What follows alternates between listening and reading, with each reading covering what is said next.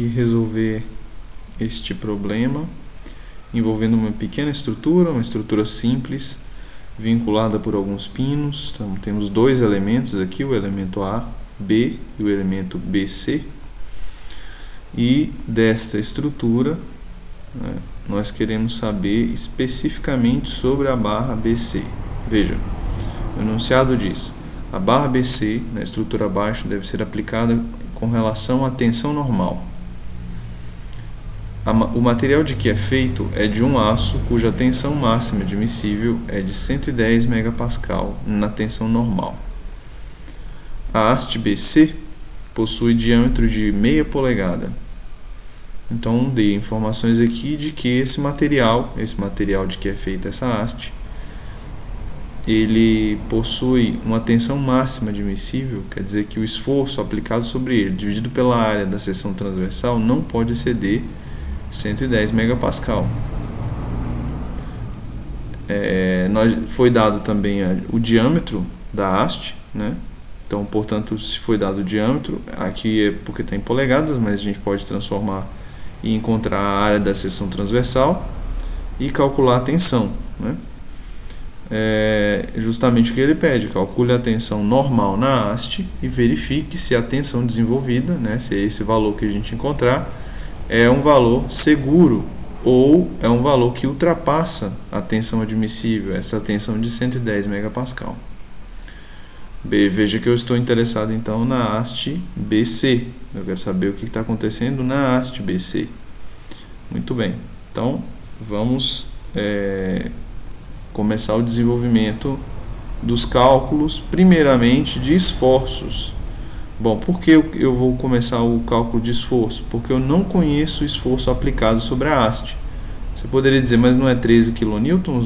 Não, 13 kN está aplicado sobre a estrutura de uma maneira composta, né? O esforço está aplicado, na verdade, sobre o elemento AB, e esse esforço vai ser distribuído e descarregado por todos os elementos até chegar aos apoios. O apoio A, uma porção do esforço, vai ser sustentado pelo apoio A e uma outra porção sustentada pelo apoio C. Certo? Então, por isso nós precisamos fazer uma análise de esforços dessa estrutura para conhecer qual é o esforço que vai ser aplicado na barra BC. Muito bem. Vamos lá. Temos aqui, então, a estrutura desenhada na forma explodida e já com os esforços aplicados, né? Veja que eu tenho esforço de 13 kN, e aí vou ter as reações do apoio A. No ponto, na vinculação B, aqui eu vou ter o esforço que vai estar FBC, que vai estar na direção da barra BC. Esse esforço vai ser transmitido pela própria barra e vai ser descarregado lá no apoio C. Certo? Muito bem. Mas, primeiramente, vamos ver uma pequena revisão a respeito dos conceitos de reações de apoio, porque aqui nós temos alguns tipos de vinculações que é importante a gente conhecer quais vão ser as reações, os esforços que vão aparecer por causa dessas vinculações. Veja que aqui no ponto A, por exemplo, eu estou colocando duas forças, uma na vertical e uma na horizontal.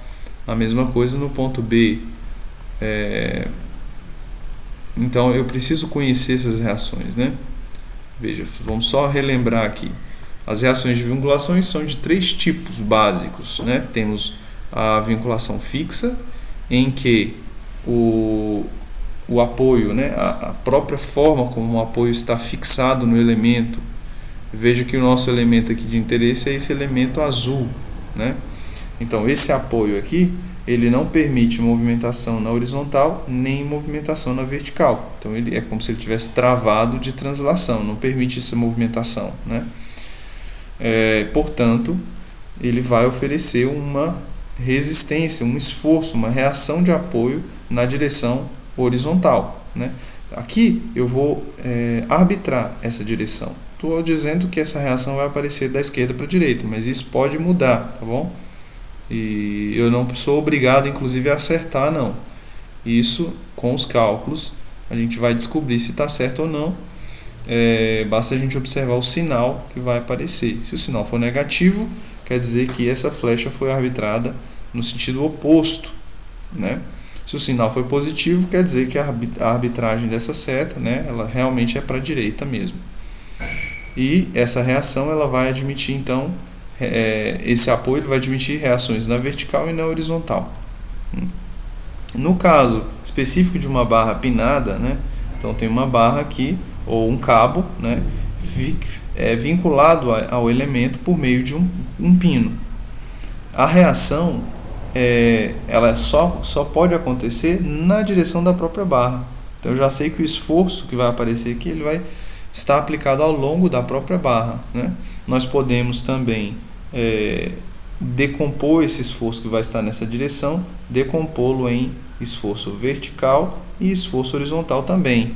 Mas isso vai servir para os nossos cálculos das equações de equilíbrio, né? Mas a gente já sabe que o esforço vai naquela direção.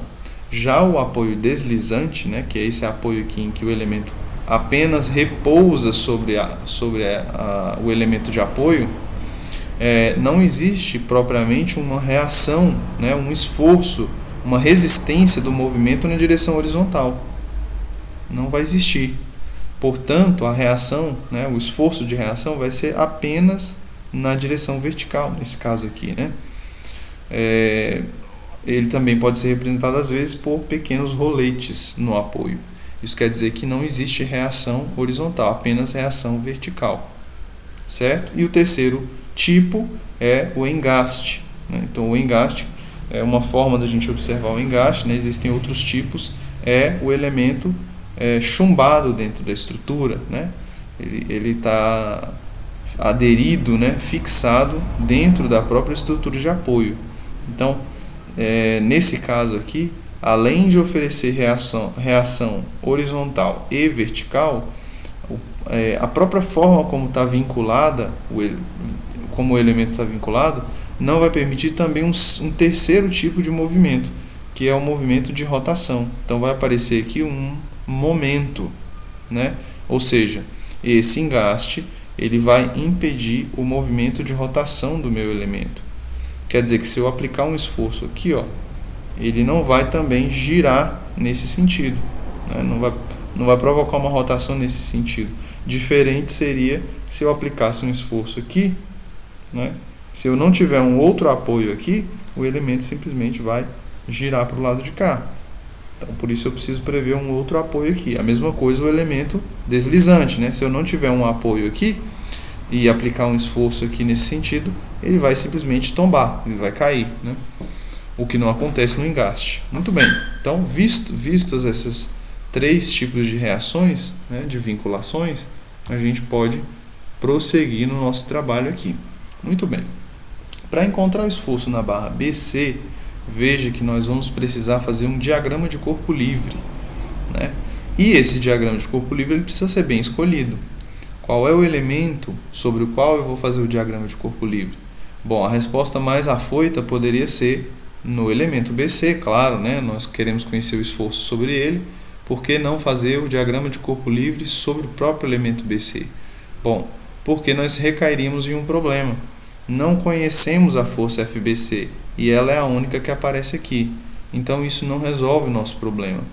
Precisamos então aplicar o diagrama de equilíbrio, o diagrama de corpo livre, sobre um elemento que cumpra os dois requisitos. Primeiro, ele recebe o esforço conhecido, né? Então, qual é o elemento que eu vou aplicar o diagrama de corpo livre? É o elemento que sofre o esforço conhecido e que é o elemento que está vinculado ao nosso elemento de interesse. Bom, esse elemento que preenche os dois requisitos é o elemento AB, porque esse elemento AB, essa barra, ela sofre a carga de 13 kN e também está vinculada pelo pino B ao elemento de interesse. Portanto, é ela que vai fazer a transmissão do esforço para o elemento BC. Então, por isso que aparece aqui, ó, olha a força BC aqui, aplicada no diagrama de corpo livre dessa barrinha AB. Já pelo lado esquerdo, nós temos aqui as reações de apoio do ponto A. Por quê? Porque é um ponto fixo, né? É um apoio fixo. Então, vai ter reação na vertical e na horizontal. Muito bem. Vamos notar aqui que a força FBC ela está inclinada de um ângulo, né, que a gente não conhece, é esse ângulozinho amarelo aqui. Porém, foi dado no enunciado que essa inclinação ela é dada por esse triângulo retângulo 3, 4 e 5. Se é assim, quer dizer que existe uma relação de proporção entre o triângulo formado pelas forças do pino B, né? Então FBC, FBCY e FBCX, que são as componentes, né? Existe uma relação de proporção. O que eu quero dizer com isso? Quero dizer que, olha só, a hipotenusa do triângulo de vetores corresponde à hipotenusa do triângulozinho azul, que é a nossa referência. Olha, o esforço FCBCY, que está na vertical aqui, ele corresponde ao lado que vale 3 aqui. E o FBCX corresponde ao lado que vale 4. Então, nós podemos fazer uma relação de proporção. Olha só, FBC está para 5, né? FBC está para 5, assim como FBCY está para 3. Olha aqui, FBCY está para 3. Certo? Então, fazendo a multiplicação cruzada, nós encontramos que FBCY é igual a 3/5 de FBC. Bom, vamos guardar essa relação, porque nós vamos precisar dela para encontrar o valor de FBC. Vamos deixá-la aqui e chamar essa equação de equação número 1. Muito bem. Agora nós vamos aplicar, que é o objetivo do diagrama de corpo livre, né? Vamos aplicar as equações de equilíbrio. Certo? Bom, só lembrando, as equações de equilíbrio são somatório de Fx tem que ser igual a zero, né? Se uma estrutura está em equilíbrio, todas as forças na direção x tem que ser zero. Somatório de Fy também tem que ser zero. Então, se uma estrutura está em equilíbrio, todas as forças sobre aquela estrutura ou sobre aquele elemento na direção y também tem que ser zero. E somatório de momentos em relação a qualquer ponto tem que ser igual a zero também. Muito bem, nós vamos aqui escolher o somatório de momentos em relação ao ponto A igual a zero. Por que nós vamos fazer isso? Veja só, se nós estamos interessados na força FBC, eu vou fazer o seguinte, eu vou escolher o ponto de rotação de tal modo que eu possa eliminar os esforços, e esse ponto é o ponto A. Vejamos por quê. Olha só, se nós pegamos uma porta, né, vista de cima, vamos imaginar uma porta que está sendo vista de cima, aqui está a dobradiça, né, e aí nós vamos fazer alguns tipos de esforços sobre ela. Bom, se a gente quer abrir essa porta, o que nós precisamos fazer? Nós vamos aplicar um esforço nesse sentido, certo? E aí a porta vai girar nesse sentido. Certo? Muito bem. Não, no sentido contrário, né? Porque o programinha faz a rotação errada aqui. Mas muito bem. O que seria o momento, né, aplicado nessa força? Seria o valor dessa força vezes a distância até a dobradiça. Certo? Esse é o momento. Então, tá aqui um lembretezinho para a gente não se esquecer, né? Momento é igual a força vezes distância. Então veja, quanto mais distante da dobradiça eu aplicar esse esforço, né? E é por isso que a maçaneta está sempre na extremidade da porta, maior vai ser esse efeito de momento. Se eu aplicasse esse esforço mais para perto da dobradiça, o efeito de momento seria diminuído, né? De tal modo que se eu aplicasse então esse esforço exatamente sobre a dobradiça, qual seria o efeito de rotação? Zero, né? Por quê? A porta não vai girar se eu aperto exatamente na dobradiça. Então, aqui não há momento. Por quê? Porque a distância é nula, certo? A mesma coisa aconteceria se eu aplicasse um esforço olha só, nesse ponto e nessa direção. Olha, se eu aplicasse esse esforço nessa direção, por que a porta não abre? E óbvio, a gente não faz esse tipo de esforço, né? Porque olha só, a linha de ação da força está passando exatamente sobre o ponto de rotação. Então, de maneira virtual, não existe distância entre a força e o ponto de rotação, né? Porque a gente olhando na linha de ação, a força passa exatamente sobre a linha de ação, sobre a força, sobre o ponto de rotação. Então não existe momento provocado por essa força F aqui, correto? Então veja só, se eu apliquei somatório de momento em relação ao ponto A aqui, vamos voltar aqui ao nosso problema, como é que ficaria todos os momentos provocados pelas forças aplicadas? Olha só, o momento Rx provocado pela força Rx vale zero, porque a força está aplicada sobre o ponto A. Também o momento devido a Ry também vale zero, porque a força está aplicada sobre o ponto de rotação. E também, olha só, FBCx. Por quê? Porque a linha de ação da força passa exatamente sobre o ponto A. Então não existe momento também devido a FBCx.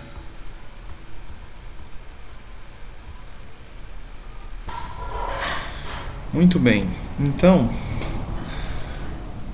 os esforços que provocam momento sobre o ponto A, sobre o elemento em relação ao ponto A, o esforço de 13 kN, né?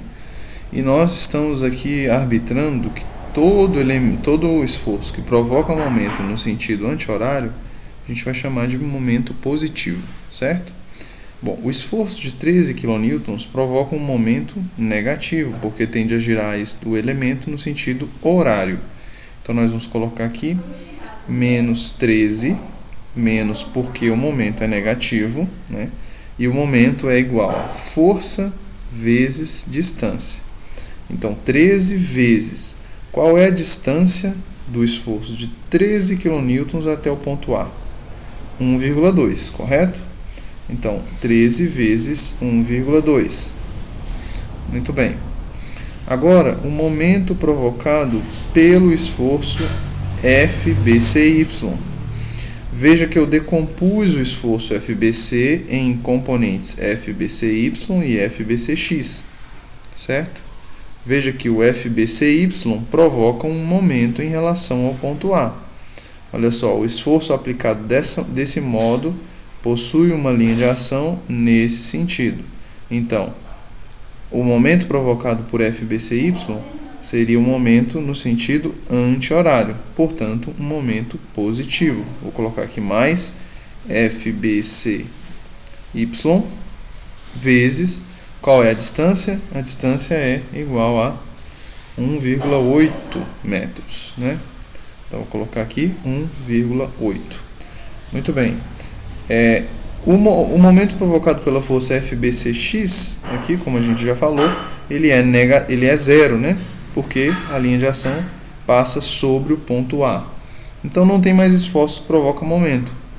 Por isso eu escolhi o momento em relação ao ponto A. Porque olha só, ele evidencia exatamente o esforço que me interessa. E excluiu da equação os esforços que não me interessam, Ry e Rx. Não estou interessado nesses esforços. Somatório desses momentos tem que ser igual a zero. Muito bem. Daqui nós vamos extrair, então, qual que é o esforço FBCY. Bom, o que eu vou fazer aqui, então, é apenas pegar esse termo, passar para o lado direito da equação, né? Então, nós vamos manipular essa equação aqui.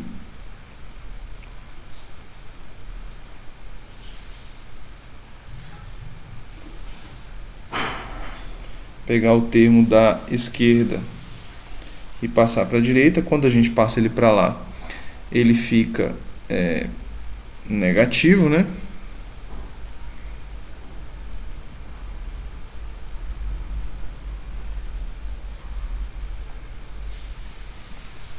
Então, vou pegar o termo menos 13 vezes 1,2, ele vai para lá positivo.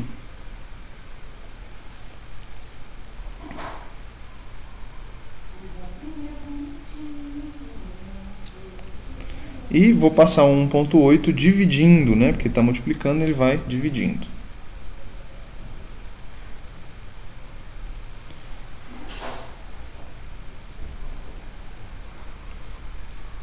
Muito bem. Então, essa é a equação que a gente tem, precisa calcular. Mas eu vou adicionar mais uma coisa. Olha só, FBCY ainda não é exatamente o que nós queremos. Nós queremos FBC. E por isso nós vamos trazer de volta essa expressão que a gente acabou de encontrar. FBCY é igual a 3/5 de FBC. Então, no lugar de FBCY, eu vou colocar 3/5 de FBC. Isso é igual a 13 vezes 1,2 dividido por 1,8.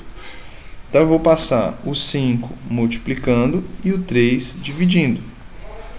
Vai ficar, portanto, FBC é igual a 5 vezes 13 vezes 1,2 dividido por 3 vezes 1,8. Certo? Passei o 5 multiplicando e o 3 dividindo. Então, vamos fazer esses cálculos aqui. 5 vezes 13 vezes 1,2 dividido por 3 vezes 1,8. 14,4. Então, FBC é igual a 14,4 kilonewtons, certo? Bom, como nós vamos precisar do valor em newtons e não em kilonewtons, nós precisamos transformar esse valor aqui, né? Então, F, na verdade, é 14.400 newtons. Então, o valor na unidade de newtons é o valor que a gente vai aplicar na expressão da tensão, certo? Muito bem, vamos lá calcular agora a tensão sobre a barra. Como é que a gente faz esse cálculo? Veja que eu fiz um corte aqui na barrinha, né? Apliquei a força FBC, que é a força que está aplicada sobre a barra, e agora eu tenho que dividir força pela área, né? A força aqui, ó, nós já colocamos, né, 14.400 newtons, e a área, bom, a área é uma barra circular, né? Então a área é πd² sobre 4. Veja que o diâmetro da barra é de meia polegada. Esse é o diâmetro da barra. 1 polegada equivale a 25,4 milímetros, ou 2,54 centímetros, ou ainda em metros, que é o que a gente está interessado, né? 0,0254 de metro, certo? Então, por isso nós vamos multiplicar, para encontrar o valor em metros, meia polegada vezes 0,0254. Encontramos, então, 0,0127 de metro, certo? Bom, esse é o diâmetro da barra em unidades de metro, 0,0127. Bom, para encontrar, então, a área da seção transversal, basta aplicar πd² sobre 4. O diâmetro é 0,0127 ao quadrado, nós encontramos então esse número aqui. Esse valor em metros quadrados. Certo? Muito bem, então vamos aplicar esse número e o valor da força aqui na expressão do cálculo da tensão. Então vamos lá, tensão é igual a 14.400 dividido por 0,0001267. Isso vai me dar um valor de 113.654 Pascal.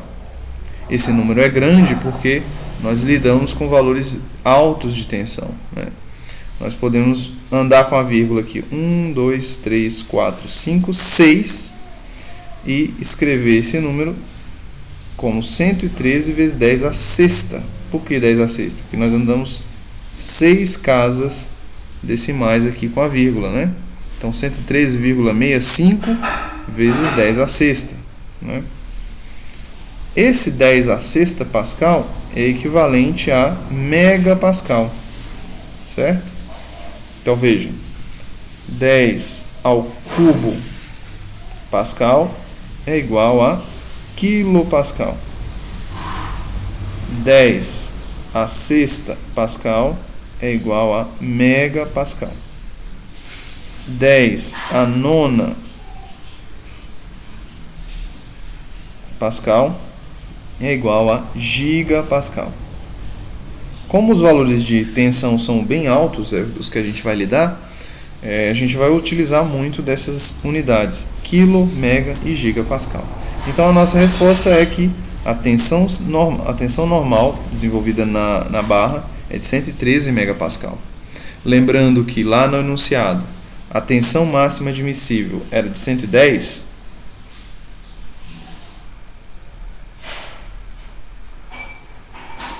era igual a 110 megapascal, então nós observamos que existe aqui uma falha, né? Portanto, o elemento irá falhar.